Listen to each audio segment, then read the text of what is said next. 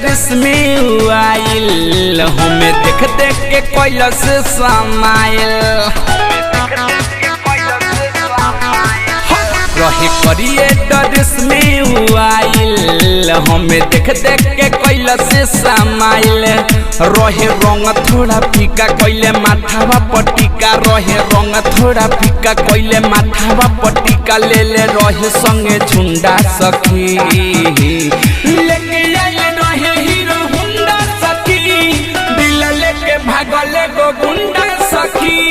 लेके आइल रहे हीरो हुंडा सखी दिल लेके भागल गो गुंडा सखी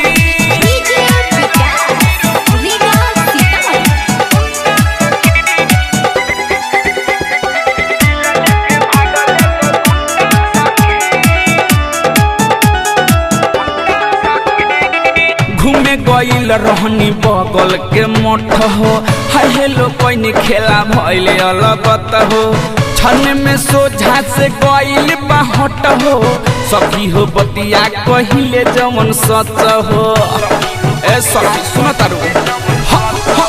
घूमे गईल रहनी बगल के मठ हो हाय हेलो कोई खेला भइल अलगत हो छन में सोझा से गईल बाहट हो सखी हो बतिया कहिले जमन सच हो हम होई गईनी फिदा जब देखाई देला पिज्जा हम होई गईनी फिदा जब देखाई देला पिज्जा मोछा मुंडा सखी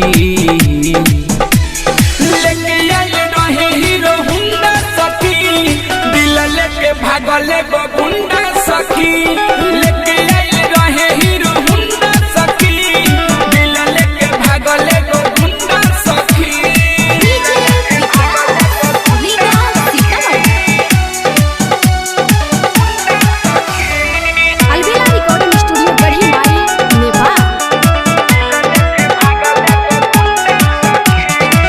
पता कोई नाम हवे अलबेला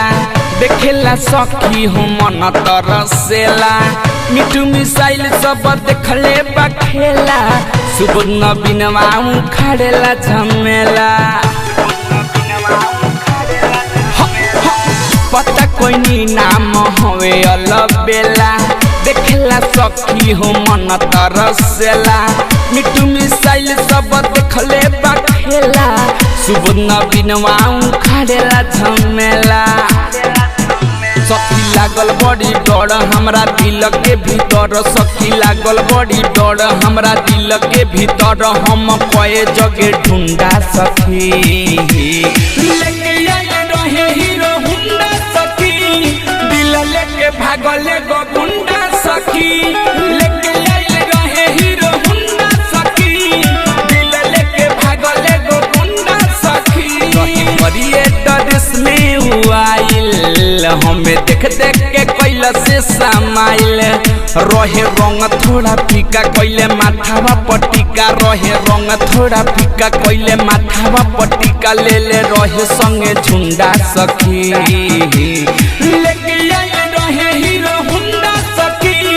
दिल लेके भागल गो गुंडा सखी लेके आइल रहे हीरो हुंडा सखी दिल लेके भागल गो गुंडा सखी अलबेला रिकॉर्डिंग स्टूडियो गढ़ी माई नेपाल।